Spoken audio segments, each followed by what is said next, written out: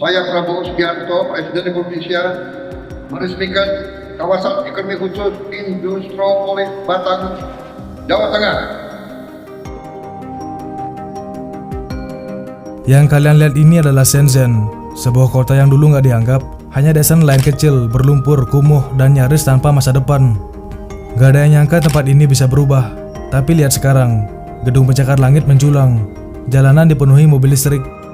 Nah inilah rumah bagi raksasa teknologi dunia seperti Huawei, DJI, Tencent, dan BYD. Shenzhen bukan sekedar kota industri, ini adalah simbol kebangkitan ekonomi Cina. Dulu mereka hanya menonton negara lain maju, sekarang mereka lah yang memimpin perubahan dunia. Dan sekarang menariknya, Indonesia siap melakukan hal yang sama. Dengan proyek raksasa kayak Industropolis Batang, kita nggak lagi hanya jadi pasar bagi negara lain, kita akan jadi pusat industri kelas dunia. Ribuan pabrik, jutaan lapangan kerja, dan teknologi canggih akan lahir di sini. Tapi ada satu hal yang membuat Indonesia berbeda. Presiden Prabowo Subianto punya strategi yang cerdas. Beliau berani mengambil langkah yang besar, menghilangkan ego politik, dan melanjutkan proyek strategis yang dimulai sejak era Presiden Jokowi. Gak ada gengsi, gak ada warisan pribadi, hanya fokus pada kemajuan Indonesia. Strategi ini sangat menarik, dan kalian wajib nonton sampai akhir. Karena apa yang sedang dilakukan oleh Presiden Prabowo bisa menjadi kunci perubahan terbesar dalam sejarah industri Indonesia.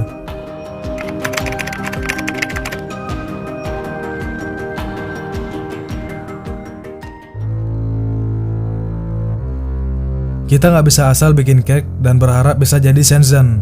Kita perlu belajar dari bagaimana Cina membangun Shenzhen dari nol. Tahun 1979, Deng Xiaoping, pemimpin Cina saat itu, bikin keputusan yang berani. Dia menjadikan Shenzhen sebagai kawasan ekonomi khusus pertama di Cina. Nah, apa artinya? Shenzhen mendapatkan keleluasaan regulasi, pajak lebih rendah, perizinan lebih cepat, dan investasi asing yang lebih bebas. Ini menarik investor dari berbagai negara untuk masuk tanpa harus berhadapan dengan birokrasi yang berbelit.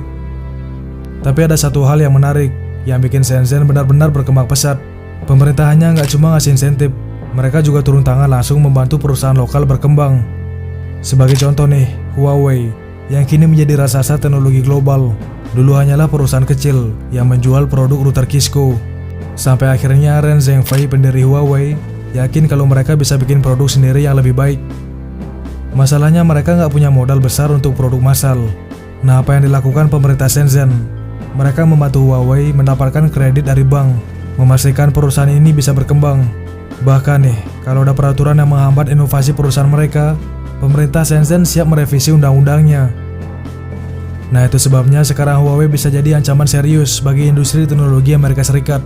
Dan kalian tahu sendiri kan, Huawei adalah produk yang paling dibenci Trump, bahkan sampai di blacklist di negaranya.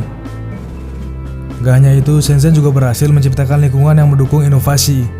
Kota ini memiliki banyak pusat riset, universitas. Ada juga insentif bagi industri berbasis teknologi tinggi, seperti elektronik, biomedis, dan energi terbarukan.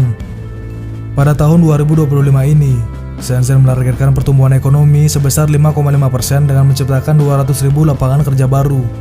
Tahun sebelumnya, kota ini berhasil mencapai pertumbuhan ekonomi 5,8%, menjadikannya salah satu kota dengan laju pertumbuhan tertinggi di Cina. Selain itu, pemerintahannya terus mendorong reformasi agar lebih banyak investasi masuk, baik dari dalam negeri maupun dari luar negeri. Sebagai kota yang terus berkembang, Shenzhen berambisi menjadi metropolitan internasional dengan daya saing global. Pemerintah telah menetapkan strategi pembangunan yang mencakup peningkatan daya saing industri, penguatan pusat inovasi teknologi, dan pembangunan ekosistem ekonomi yang lebih terbuka. Beberapa langkah konkret yang dilakukan antara lain memperbaiki layanan publik untuk pekerja asing, meningkatkan akses terhadap infrastruktur berkualitas tinggi, dan menciptakan sistem perizinan yang lebih efisien. Shenzhen membuktikan bahwa dengan kebijakan yang tepat, sebuah daerah bisa berkembang dari nol menjadi pusat industri dunia. Kombinasi antara fleksibilitas regulasi, dukungan finansial bagi perusahaan lokal, serta fokus pada inovasi dan teknologi menjadi faktor utama kesuksesannya. Dengan strategi seperti ini, Shenzhen kini bukan hanya sekedar kota industri, tetapi juga simbol bagaimana perencanaan ekonomi yang matang bisa mengubah wajah sebuah wilayah secara drastis. Ini artinya sebuah kawasan ekonomi khusus nggak akan sukses hanya karena lahannya luas atau infrastrukturnya bagus. Harus ada keberanian dari pemerintah untuk benar-benar mendorong inovasi lokal, memberikan akses pendanaan, dan menciptakan ekosistem yang ramah bagi industri berbasis teknologi.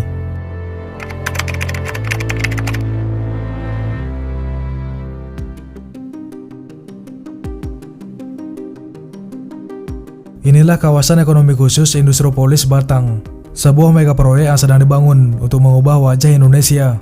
Bukan sekedar kawasan industri biasa, tapi ini adalah lompatan besar menuju masa depan, sebuah ambisi raksasa untuk menciptakan Shenzhen-nya Indonesia. Kek Industriopolis Batang bukanlah proyek yang muncul begitu aja. Ini adalah hasil kerja keras bertahun-tahun, dimulai sejak 2020 ketika pemerintah pertama kali merancang kawasan industri terpadu Batang. Sejak saat itu pembangunan berjalan cepat, hingga akhirnya di era Presiden Prabowo Subianto, kawasan ini resmi ditingkatkan statusnya menjadi kawasan ekonomi khusus atau KEK Industriopolis Batang. Dengan luas mencapai 4.300 hektar, kawasan ini dirancang untuk menjadi epicentrum industri masa depan, mengundang investasi dari berbagai negara, dan menciptakan ratusan ribu lapangan kerja bagi rakyat Indonesia. Nah, menariknya hingga saat ini 27 perusahaan besar telah bergabung, terdiri dari 7 perusahaan sudah beroperasi, 7 perusahaan dalam tahap konstruksi, dan 13 perusahaan dalam persiapan konstruksi. Total nilai investasi yang sudah masuk mencapai 17,95 triliun rupiah, berasal dari berbagai negara, termasuk Amerika Serikat, Belanda, Korea Selatan, Chili, Jepang, Taiwan, dan Cina. Tapi ini baru permulaan. Dengan statusnya sebagai kawasan ekonomi khusus, investasi di kawasan ini diprediksi melonjak hingga 75,8 triliun rupiah dalam 5 tahun ke depan, yang akan menciptakan lebih dari 58.145 lapangan kerja baru. Dan saat KEK ini mencapai kapasitas penuh, jumlah tenaga kerja yang terserap bisa mencapai 250.000 orang. Dan yang juga menarik, 80% tenaga kerja yang sudah terserap berasal dari Kabupaten Batang sendiri. Ini artinya KEK Industriopolis Batang bukan hanya mendatangkan investor asing, tapi juga benar-benar memberikan dampak bagi masyarakat lokal. Mereka yang dulunya hanya merantau ke kota lain untuk mencari pekerjaan, kini bisa mendapatkan penghidupan layak di kampung halamannya sendiri. Industri yang berkembang di kawasan ini pun bukan industri sembarangan. Kita ngomongin tentang sektor-sektor strategis seperti solar panel, kaca, wood pellet, PVC, grinding ball, keramik, gas industri, hingga alat kesehatan. Semua ini adalah bagian dari rantai pasok global yang akan membawa Indonesia ke tingkat yang lebih tinggi. Bukan hanya sekedar tempat produksi, tapi pusat inovasi dan manufacture yang bisa bersaing dengan negara-negara industri maju.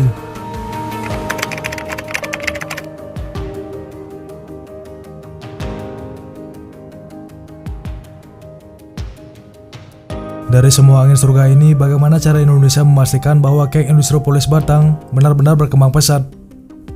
Jawabannya ada pada strategi kerjasama yang luar biasa. Untuk memastikan proyek ini berjalan maksimal, pemerintah Indonesia menggandeng China State Construction Engineering Corporation melalui program Two Countries Twin Park.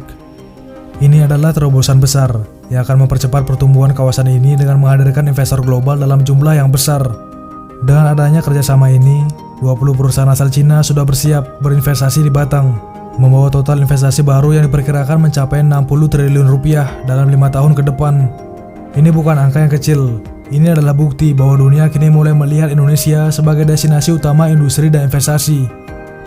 Dan ini belum semuanya. Selain Batang, ada 2 kawasan industri lainnya di Indonesia. Kawasan industri Wijaya Kusuma di Semarang dan kawasan industri Bintan di Kepulauan Riau juga akan menjadi bagian dari program ini.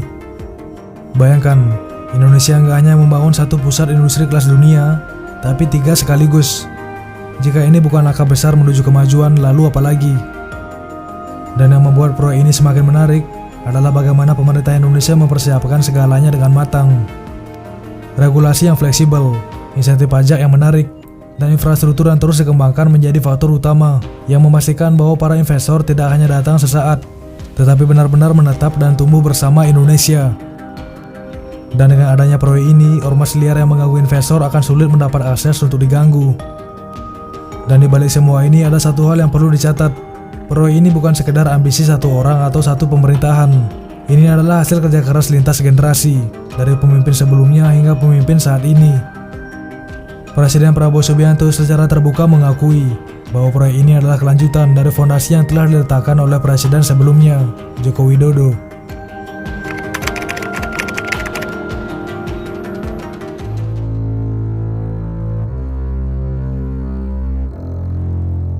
Salah satu hal yang paling menarik dari proyek kayak Industripolis Batang bukan hanya besarnya skala atau jumlahnya investasinya, tapi juga bagaimana proyek ini menjadikan bukti bahwa pembangunan yang berkelanjutan jauh lebih penting daripada ego politik.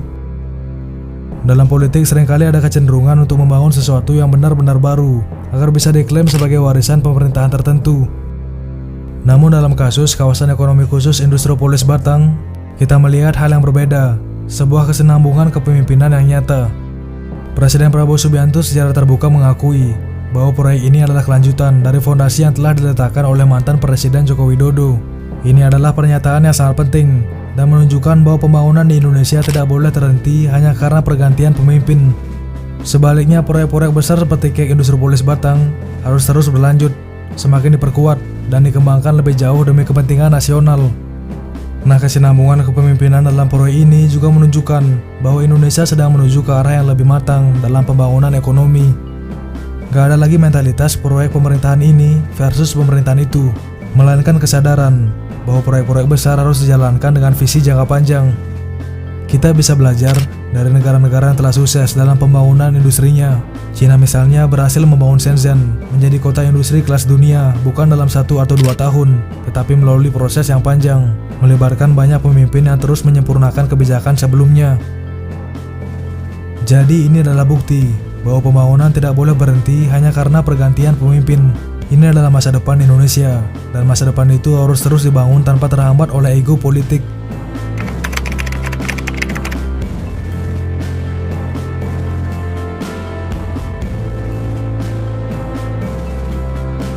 Indonesia kini sedang berada di jalur yang benar. Kita nggak hanya membangun jalan dan gedung, tapi juga menciptakan ekosistem industri yang akan membawa kita ke masa depan yang lebih cerah. Kawasan ekonomi khusus Industripolis Batang adalah langkah besar menuju mimpi itu. Jika Shenzhen bisa, kenapa Batang enggak? Nah, sekarang pertanyaannya ada pada kita semua. Apakah kita siap mendukung Indonesia melompat ke era baru sebagai kekuatan industri dunia? Karena apa yang sedang dibangun di Batang saat ini bukan sekedar pabrik dan gudang, tapi harapan bagi jutaan rakyat Indonesia untuk kehidupan yang lebih baik. Ini bukan sekedar proyek, ini adalah revolusi. Tulis pendapat kalian di kolom komentar.